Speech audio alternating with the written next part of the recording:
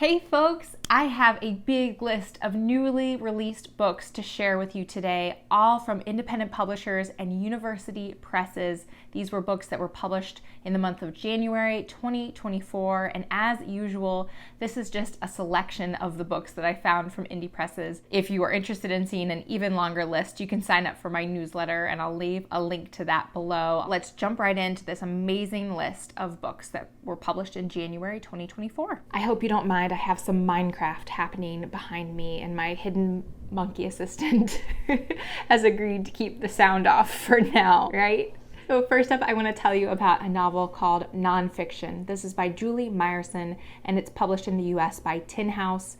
I just recently finished this novel and I flew through it. I loved this novel. This is narrated in the first person by, I believe, an unnamed narrator.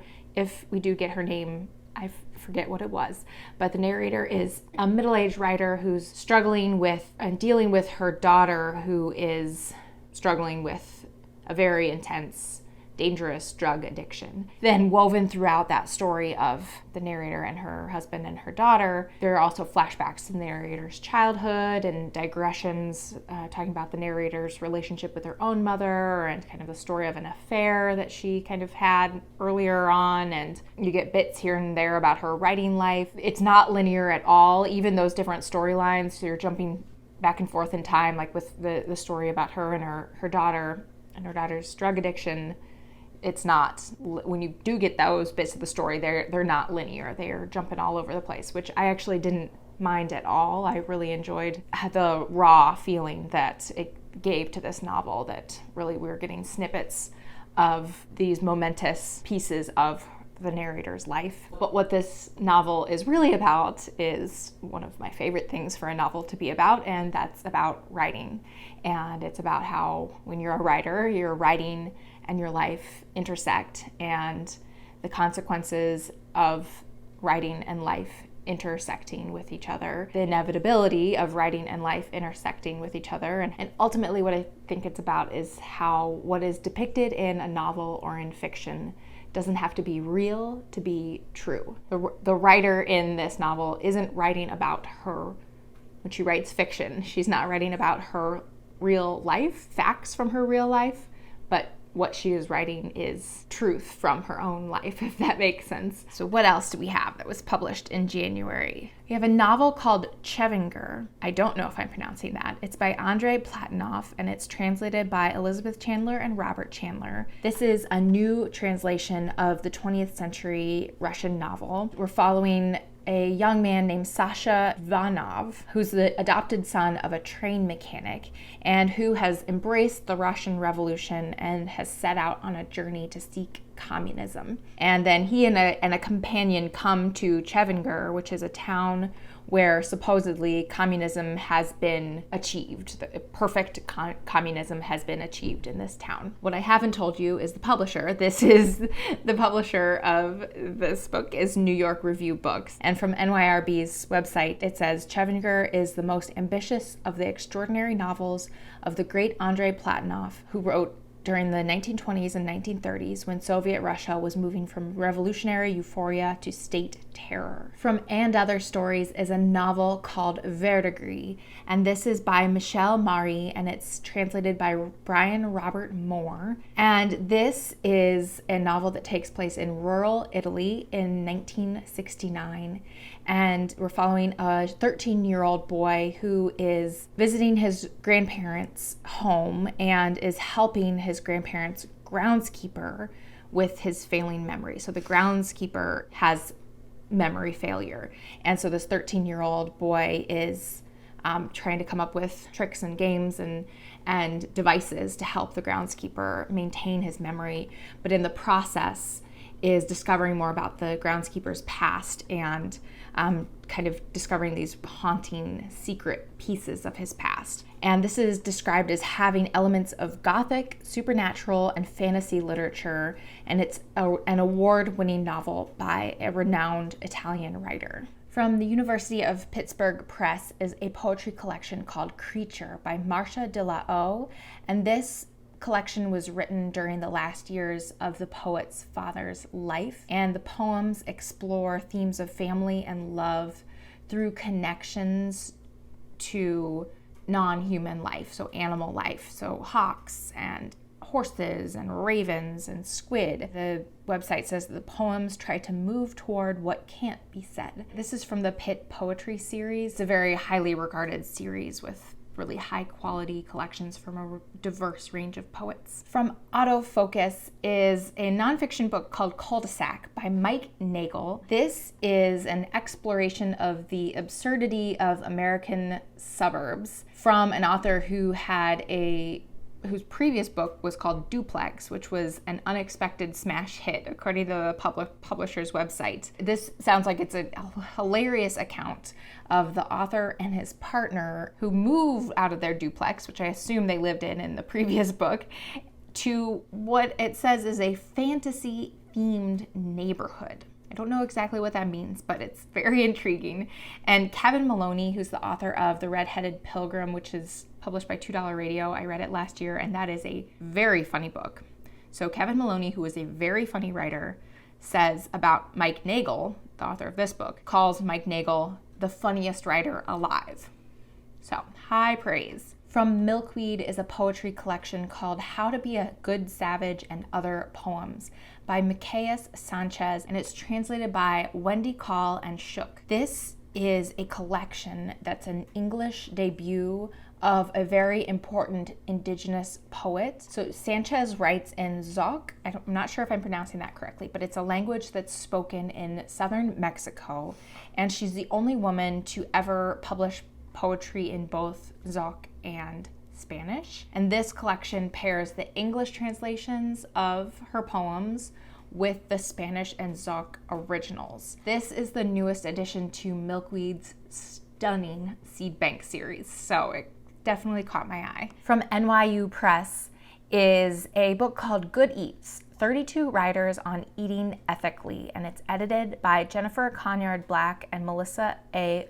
Goldthwaite. I'm not going to tell you about this book. I'm going to ask you to go check out the incredible channel Re-Education of the Mind, which is a Toronto-based channel with some incredible content and amazing, really interesting book discussions. And their channel has a great video about 2024 new releases, and this book is on it. So I will link to that video below, and I highly recommend checking that video out. But also from NYU Press is another book that caught my eye called Inside Knowledge: Incarcerated People on the Failures of the American Prison by Doran Larson. And this is a collection of writing from incarcerated Americans. And it illustrates how much harm the prison system does to not only those who are incarcerated within it, but also to their families and communities from the own words of the people who are incarcerated. Then woven in with the prisoners' writings are reflections and accounts from Larson on the history and evolution of the American prison system, as well as suggestions for possible reforms. And the blurb shares that this is the first book to examine the American prison system through the eyes of those who are trapped within it. From the University of South Carolina Press is a book called The Garretts of Columbia, a Black South Carolina Family from Slavery to the Dawn of Integration by David Nicholson. And this is described as beautifully written and carefully researched. And it's the author who's bringing us a multi-generational story of his own family from their experience as enslaved Americans, but really focusing and centering on his great-grandparents. And his great-grandfather was a professor, a lawyer, and an editor, and his great-grandmother worked in rural schools to train teachers, and they worked really hard to create a nurturing environment for their children, who went on to do really incredible things and had many significant achievements of their own. But through the story of his family, Nicholson tells the story, a even wider story. So it's an intimate story of his family, but also a wider story of pivotal moments in American history, and also, as the blurb describes it, provides a remarkable picture of Black Struggle, Sacrifice, and Achievement. From Snuggly Books, which is a publisher that is new to me as of this month and is based in the UK, is a novel called, and a brand new English translation of a novel called Me and My King. And this is by Arnaud Reichner, and it's translated by Sue Boswell.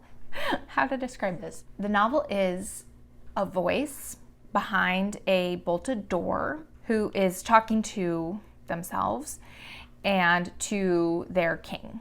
So the voice is talking to their king and is like explaining elements of the universe to this king. But the king is very, very far away, and still the voice is chatting incessantly to fight the silence of their prison.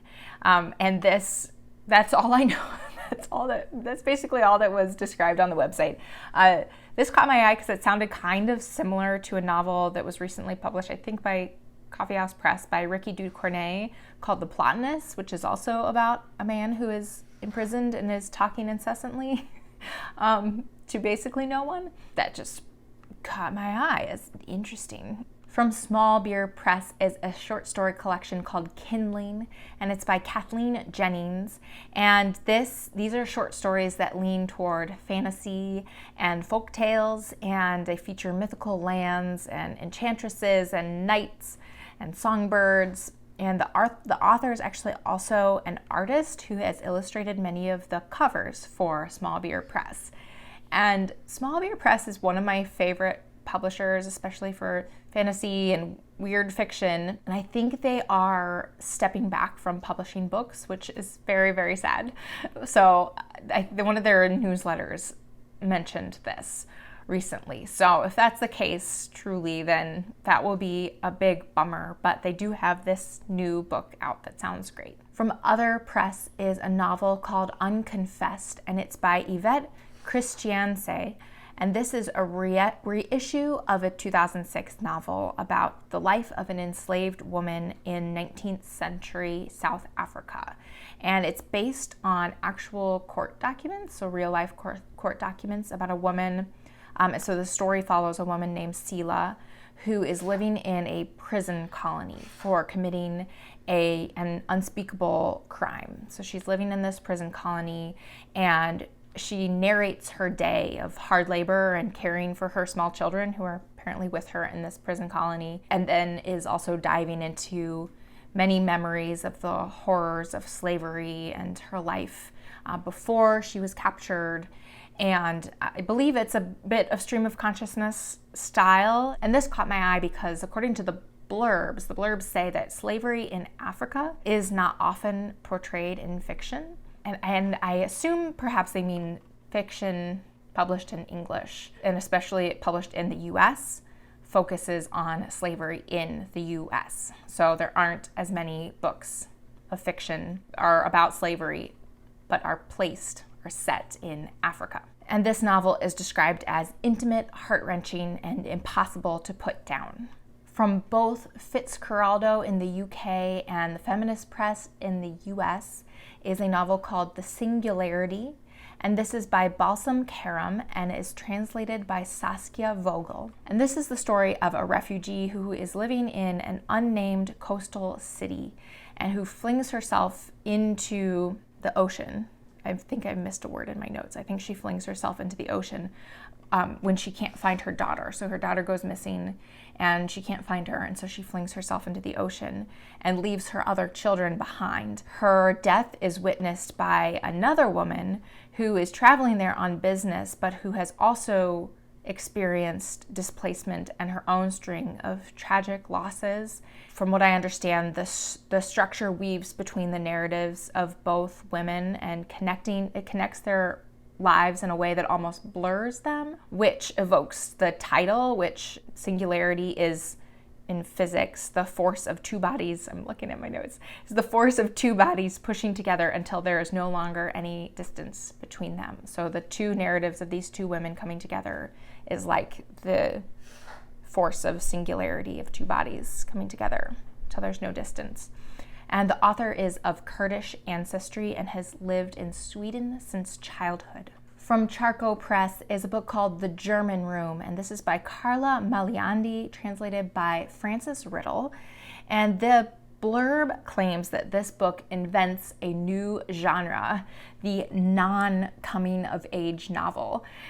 So this is about a woman who travels from Argentina to Germany, and while in Germany, she encounters plenty of adventures and conflicts that I think in many other novels would produce a coming-of-age story, but in her case, she never seems to understand or learn from those experiences. And then she discovers that she's pregnant, and so the reader is left wondering what possibly can she do next, what will she do next. So Charco Press is a UK publisher, but in recent years they've been distributing to North America as well. So this particular book was already published in the UK, but this is the North American release of this novel. So I have another book that's coming out from Charco, and this is an example of where the book is being published by Charco in the UK, but a different publisher has the rights to the North American publication. So the book is Not a River, and it's by Selva Almada, translated by Annie McDermott. And this is the story of two men who take the teenage son of their recently deceased friend fishing along the river. And as they fish, I think they're drinking a lot and maybe reminiscing, and they draw the attention of local islanders. I think there's some long-standing feud there between the local islanders and their neighbors. But included among the local islanders are two sisters who invite the three men to a dance later on. And basically this is described as very dreamlike with lots of flashbacks and digressions. The novel, like much of Selva Almada's work, captures the real character of a very particular region, also while diving into themes of masculinity and guilt and grief and desire. Selva Almada is a celebrated writer who has left an important mark on Argentinian literature, and this is her fourth book to appear in English. So it came out this past month from Charco Press, but is coming out in the US in May from Grey Wolf. Speaking of Grey Wolf, published this month was a poetry anthology called Raised by Wolves. I've mentioned this in other videos, but this is in honor of Grey Wolf's 50th anniversary, and it's a collection of 50 poems from 50 Grey Wolf poets chosen by other Grey Wolf poets. And so included along with each poem is a prose piece about why that poet chose this particular poem to include in the anthology. And I think this would be an incredible addition to anyone's library if they already love poetry or if they're trying to get into poetry, because Grey Wolf publishes amazing, amazing poetry. So I'm definitely going to be picking this book up myself. I have two books from Black Lawrence Press. The first I'll mention is called Dressing the Saints, and this is by Aracelis Gonzalez Asendorf. This is a collection of short stories that explores the lives of Cuban Americans, and that's set both in Cuba and Florida and spans many decades. This is the second selection for Black Lawrence Press's series called the Immigrant Writing Series, and this is a really innovative publishing program that both features and is run by immigrant writers and or authors whose works explore the immigrant experience. And then another short story collection out from Black Lawrence Press this past month is called Unbend the River, and it's by Devin Murphy. And these are linked short stories that are set in the forested area of western New York between Lake Erie and the upper Allegheny River. And the characters are all associated with a local knife manufacturing plant. They include elderly hockey players and Franciscan friars and budding con men, and a lot of the reviews mention how well the characters are really drawn and how well the community itself is drawn. And finally, we have a novel called Swana in Love, and this is by Jennifer Bell, and this is from Akashic Books. This is set in the summer of 1982, and it's the story of 14-year-old Swana, who is picked up from summer camp by her mother and her mother's new lover, whose name is Borislav. Her mother and Borislav drag Swana and her younger brother to an artist colony in Vermont, where children actually aren't welcome, and so Swana and I assume her brother have to sleep in the truck. While in Vermont, Swana meets a handsome obstetrician who is also married and has his own children. From there, the novel turns into what the blurb refers to as an inverse Lolita that explores adolescent desire from the girl's point of view. And this is getting very rave reviews and is referred to as funny, dark, heartbreaking, with perfect dialogue and perfect 1980s vibes, and a narrator who can hold her own against kind of the icons of the teenage literary narrators like Holden Caulfield. So it sounds pretty good. I have to admit, that's not generally the type of book I'm drawn to. This one is calling to me. Those are the books I have for you today. Again, sign up for my newsletter if you would like a list of even more books that I discovered that were published in the month of January 2024 from independent publishers and university presses. Thank you for watching. My name is Sarah, and I'll talk to you next time. Bye!